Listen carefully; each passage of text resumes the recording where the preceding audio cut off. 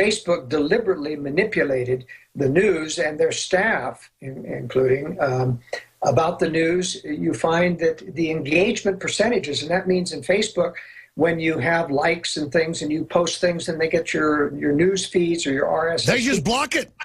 They just block it. They've had the anti-immigration group had a 93% drop in engagement, even though they went up about 13% in numbers of likes. That's absolutely. Look. He meets with the Communist Chinese to organize it. He admits it. He tells Merkel on stage, I'm going to censor Germans. They're hiring former Stasi to run the roundup gangs of the police. You cannot make up the naked, tyrannical takeover that Drudge was warned of last year. I mean, Drudge was almost shaking when he was here. I mean, they've said, shut up or we're going to come after you and basically arrest you. I hope people understand the level that we've reached here. They are so close, Joel. They are indeed. And, this isn't something that, we've had a few whistleblowers out of Facebook that have testified that they've been manipulating things, including the big thing about the staff crossing out Black Lives Matter and putting in All Lives Matter, and how Zuckerberg got after them. They kept erasing it, and they kept putting it back up on the board, and he threatened them. I mean, this can't say all lives matter. Which is just ridiculous. And why not leave that up? I mean, it includes Black lives. But clearly there's a leftist liberal agenda behind that. And for Glenn Beck to walk that away and say, this is nothing, I trust him, he looked me in the eye, that's so superficial. He was looking for... Oh, Zuckerberg's a, quote, good liberal, not a progressive. These are good people that have put Obama in and now want Hillary in. It's ridiculous. How does he think he won't get in trouble for that? It's so brazen. Well, in fact, they do buy time, by giving in to the establishment. But, they're called by Lenin and the establishment useful idiots. These people will be the first ones sacrificed, the first ones to go, because they are not building respect. There's no two-way street back and forth for flattery. The same thing with Donald Trump. They'll take his flattery, but they're working to knife him in the back because they don't trust him, the fact that he could change his mind and he isn't a controlled candidate. So they tried to destroy him, and now that they couldn't, now they're cozying up. Now they're co-opting him, and that's what the meeting of Kissinger was all about, the 10 or so meetings, telephone meetings. I've had them try to get me to meet with Kissinger. I have a witness, John Harmon, heard it all with Rothkopf. The head of the Kissinger group at the time said, come up here, meet with us, work with us. I mean, it's just sick. I'm supposed to just basically, just grovel to these people? The thing that I don't know, I was listening to James Corbett talking about and he's a good guy. He really does work against the establishment and the globalist conspiracy. But, he was giving a litany of the problems with Henry Kissinger and the awards that they give him. And he missed the big one, which is a proof of conspiracy. That's the 2009 Munich Security Conference, where they gave an international award to Henry Kissinger.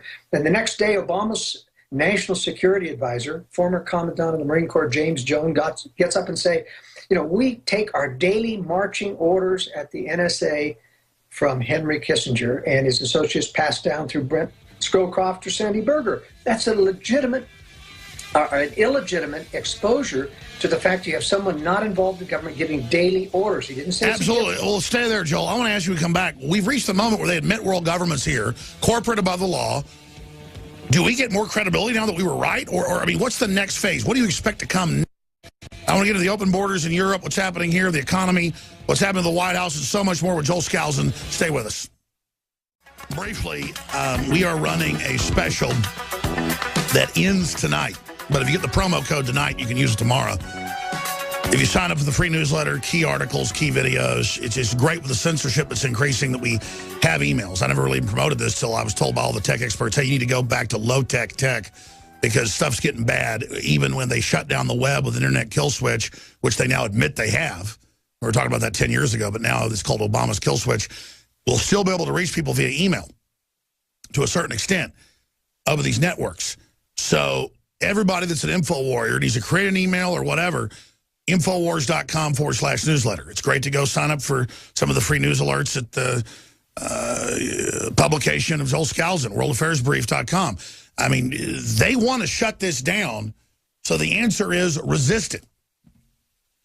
Spread the videos, spread the articles. They can block us in algorithms and not let people share it, but you can get around that.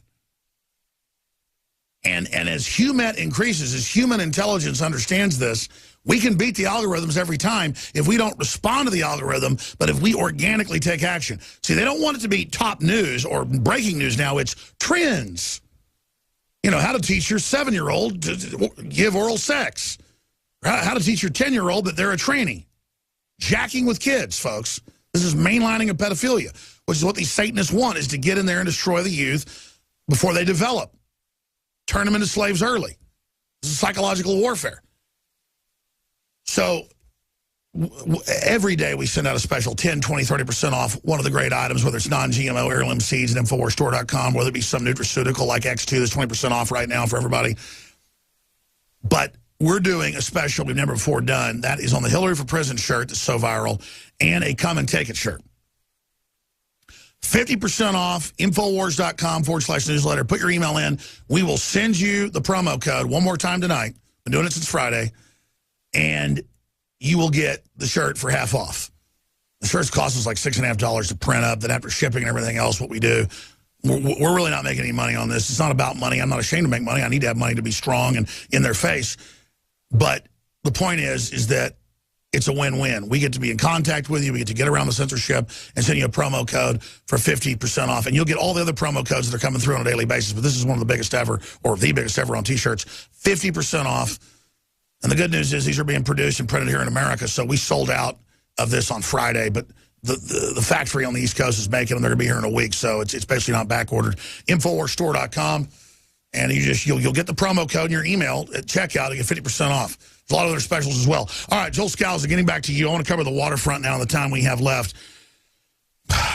First off, let me ask you, what is on your radar screen that I haven't brought up? Then I want to get into why they're flooding Europe, why they're so arrogant, where all this is going. What is the real alliance with Islam? Is it a triple cross? Where is it going? What I talk about, Alex, is something very, very disturbing that happened. I reported on it in the World Affairs Brief, and that is it's getting very active. You know, they sense this revolution against the establishment that's happening, and what that revolution really is, as I said, is against the deceptive establishment, the deception of we are conservatives, we are Republicans. It's a loss of confidence in the system and the realization it's a synthetic false paradigm.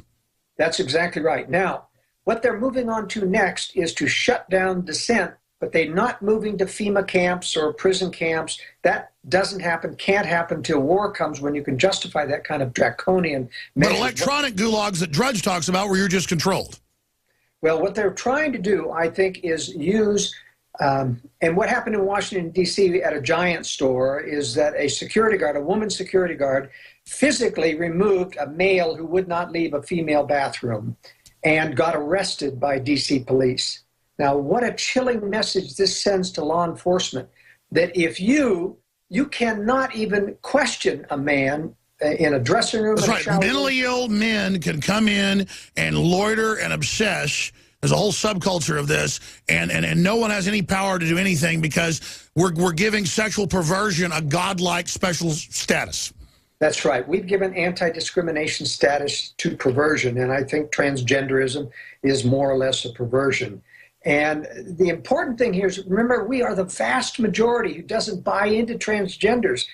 By even optimistic estimates, they're 0.002% of the population. And yet the media is putting out such a campaign, and this police arresting a security guard for upholding and doing her duty sends a chilling effect so that nobody dares speak out against this. And then you add to this hate speech thing, you know, where, and that goes into the Muslim immigration thing. You know, they're basically trying to have a war on Western culture and a war on Western conservative voting values by flooding Europe and the United States with illegal aliens and Muslims. And of course, the message is you are intolerant, you are racist, and you are hateful if you don't accept. So they're attempting to break our back by tripling down. I think it's going to backfire.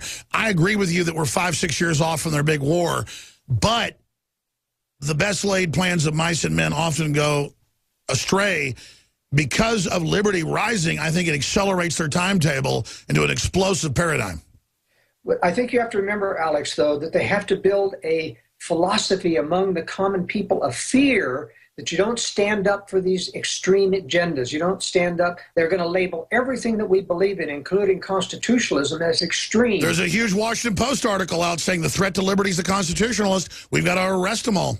And what happens, though, is when war comes, and when you're in a globalist conflict, and our leaders come out of their bunkers and say, look, there's these constitutionalists, these conspiracists in our world that aren't supporting our troops, to think that we are involved in it, that we were responsible for bringing this war upon you. We need to lock these people up just like we had to lock up the Japanese. And if you provide the sufficient psychological environment for the American people to be embarrassed, don't dare stand out and don't dare say what you think about transgenders. And there's hardly a single person. Look at Governor McGrory of North Carolina. Sure. They picked the most radical, wild thing, and now they're going to put boys and girls showers in the 6th grade just to see what we won't put up with. It's a total assault. But when Governor McGrory in North Carolina refused and went along with this transgender, I'm sympathetic to the guy. Instead of saying, what transgenders? Where's the evidence? How do you scientifically show whether... Well, it's about going into schools and telling kids you're transgender. It's about sexual contact with the state and your children.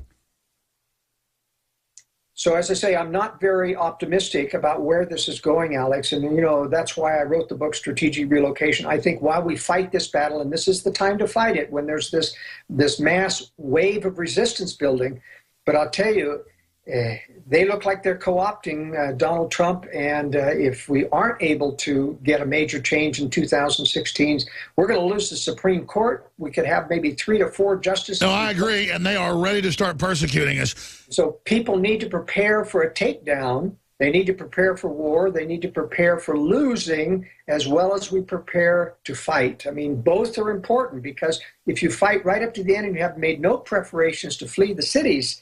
No, I totally agree, sir. You're absolutely on target. You were. I'm not just saying this to any guys. You are, I think, the most knowledgeable person out there on full spectrum. You know what the enemy's doing. You're right.